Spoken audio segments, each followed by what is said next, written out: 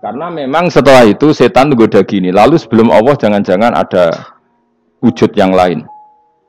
Jangan. Lalu Allah sendiri awal mulanya gimana? Kata Nabi, jika ada pertanyaan seperti itu kamu harus berhenti. Karena itu lebih baik ketimbang pertanyaan filsafat. Banyak orang yang dulu sholat ketika sekolah filsafat tidak sholat. Alasannya sampai menemukan jati diri itu Tuhan. Dan itu bahaya sekali karena Nabi berkali-kali bilang kamu jangan mikir tentang Allah pasti rusak. Orang kok mungkin rusak dari Nabi pasti rusak. Nah cara menghentikan gimana? Karena setan ini makhluk, akal-akalannya gampang. Tadi tak warai, saya sebagai ulama atau sebagai manusia atau sebagai orang awam atau sebagai siapa saja, kadang ada pertanyaan seperti itu. Tak tinggal anggeling dharma, kan pusing setan, kan ngenteni. Weh, ngenteni bar lo anggeling dharma. Bariku aku lesu mangan mie.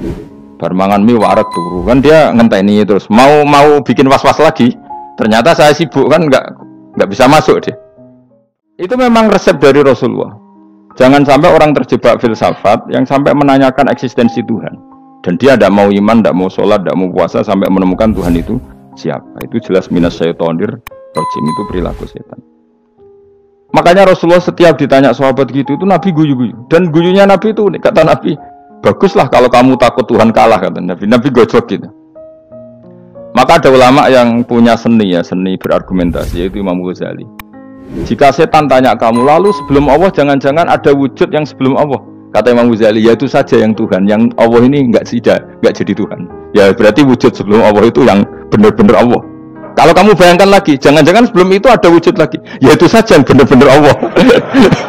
Sehingga tetap Allah itu menang terus. Paham ya?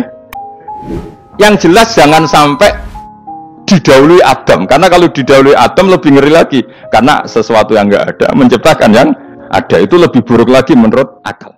Gimana hukumnya salaman setelah sholat? Oh enggak ada tuntunannya, bid'ah. Ya enggak usah dihukumi bid'ah, biasa saja. Mana ada di fikih hukum biasa saja? Ya pokoknya biasa saja. Alasannya apa? Kamu setelah sholat ke kamar mandi boleh enggak? Boleh. Kamu setelah sholat kencing boleh enggak? Boleh. Ke kamar mandi kencing boleh. Lalu nyalakan HP, boleh. Nah kenapa kalau salaman tidak boleh? Bedanya apa dengan nyalakan HP?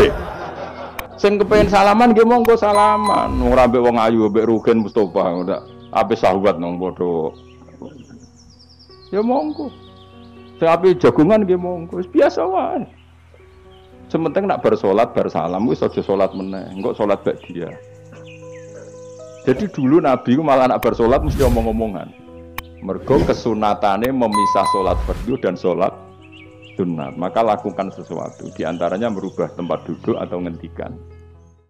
Nah kelirunya kita dalam berislam itu, kritiknya para ulama, kita ini nyebut Allah dulu baru menceritakan status Allah. Kalau zaman Nabi itu dibalik. Status wajibil wujud itu kita terangkan dulu, baru yang oleh Islam itu namanya Allah. Paham ya? Kan beda, misalnya gini logikanya gini, kamu ketemu orang ateis, saya ulang lagi, kamu ketemu orang ateis, terus kamu ditanya, lalu alam ini yang menciptakan siapa? Allah Jalla Jalaluh. Mesti kan tanya, man huwa Allah itu siapa? Kalau dulu Islam mengajarkan kayak gitu, surat pertama turun apa coba? Iqra, Iqra itu gak nyebut kata Allah, Iqra bismi rabbika, rabbika itu siapa? Alladzi khalaq. Sebutlah nama Tuhan, yang berhak menyandang Tuhan adalah zat yang pencipta. Itu tidak ada kata Allah. Di surat Mudatsir, surat kedua, ya ayyuhal mudatsir kum fa'anzir wa rabbaka fakabbir. Bukan Allah fakabbir, wa rabbaka fakabbir. Hikam itu kalau berdoa itu sekali. Kulo nu nate umroh 2009, terus haji 2013. Berkali-kali kalau itikaf teng multazam, tapi ora tau sida donga sampai sakniki. Mergo donga mbok pisan tok, anggere donga neh. Lho pangeran ije eling kok tak elingno. Mergo hikam termasuk mengingatkan gitu. Kamu kalau doa itu jangan ulang. Karena yunabbahu iku man yajuzu alil ikhfal, yang boleh diingatkan hanya orang yang mungkin lupa. Allah ora bakal lali kok mbok elingno. Dadi kula anggere ning arepe multazam pe donga. Lho donga aku wingi ya pangeran ije eling. Ya wis ra sida donga. Sampai kula nu teng raudhah niku akhire mau maca selawat, maca Quran. Angger donga seling to Gusti Yesus ngono terus.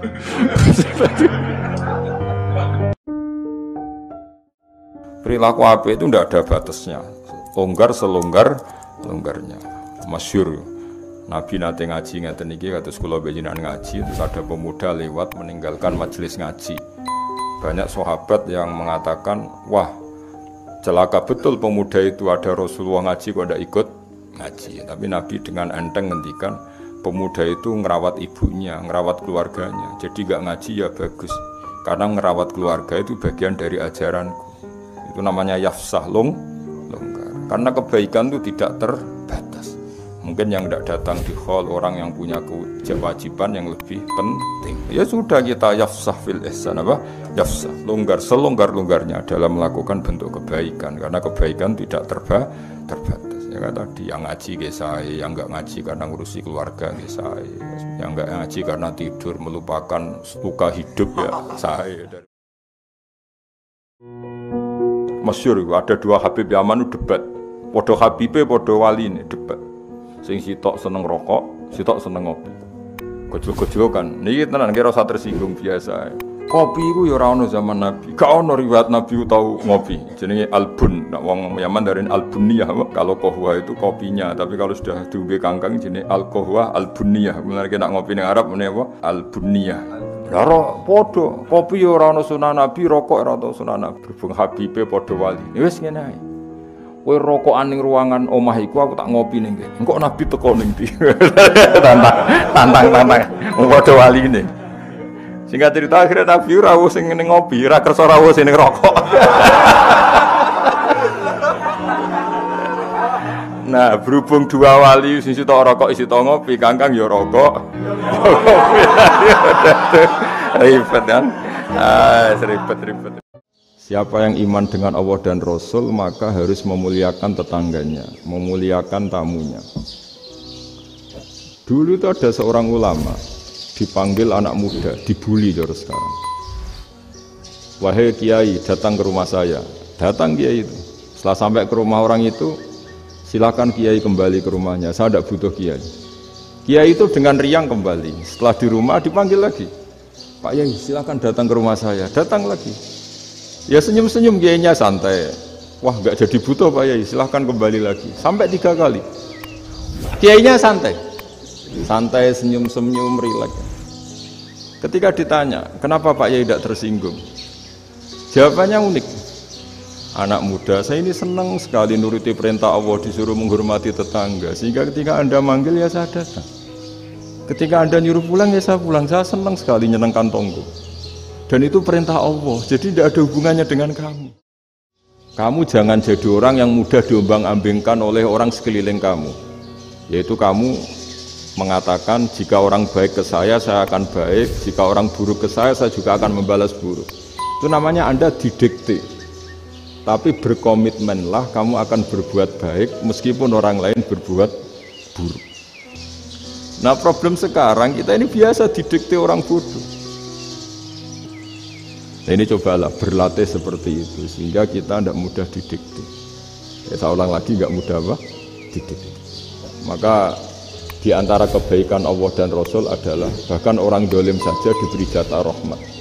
Agama ini rahmatan lil alamin. Orang yang dolim saja dapat jatah apa? Rahmat, apalagi yang soleh.